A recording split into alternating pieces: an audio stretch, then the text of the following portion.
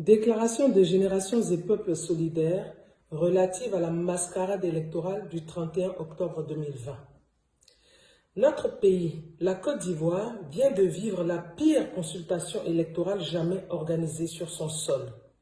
Les Ivoiriens, dans leur immense majorité, n'ont pas adhéré au projet électoral inconstitutionnel de M. Ouattara.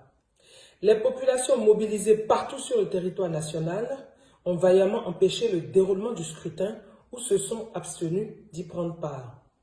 Le taux de participation de cette farce électorale, selon les experts nationaux, n'a guère excédé 6%.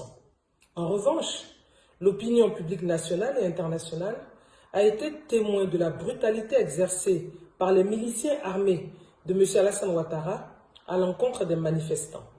Cette violence abondamment documentée et relayée par tous les médias a occasionné de nombreux morts et des blessés graves dans les rangs de l'opposition, dont pour certains, le pronostic vital reste engagé. La Côte d'Ivoire, par le fait exclusif de M. Alassane Ouattara, se trouve plongée dans un état de quasi-guerre intérieure qui laisse apparaître les prémices d'un affrontement intercommunautaire et la déchirure durable du tissu social.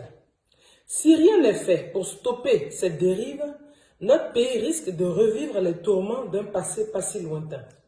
M. Alassane Ouattara, président sortant, apparaît indéniablement comme le facteur d'instabilité et l'élément déstabilisateur de la Côte d'Ivoire. Aussi, Génération et Peuples solidaires s'incline respectueusement devant la mémoire de tous ces patriotes assassinés pour avoir défendu la souveraineté nationale. Exprime sa compassion aux blessés, victimes de la barbarie des milices de M. Ouattara.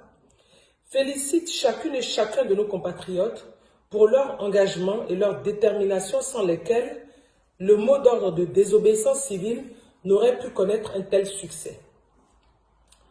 Tirant toutes les conséquences du fait que M. Alassane Ouattara a trahi son serment de défendre la Constitution, a causé la mort de plusieurs Ivoiriens par ses milices, a été désavoué de façon cinglante par 94% de la population électorale, Générations et Peuples solidaires, dès à présent, ne reconnaît plus M. Alassane Ouattara comme président de la République de Côte d'Ivoire. Appelle le peuple de Côte d'Ivoire à œuvrer à son départ du palais présidentiel. Appelle l'ensemble de l'opposition à une concertation en vue de mettre en place des institutions de transition consensuelle pour organiser dans les meilleurs délais une élection démocratique, transparente et inclusive.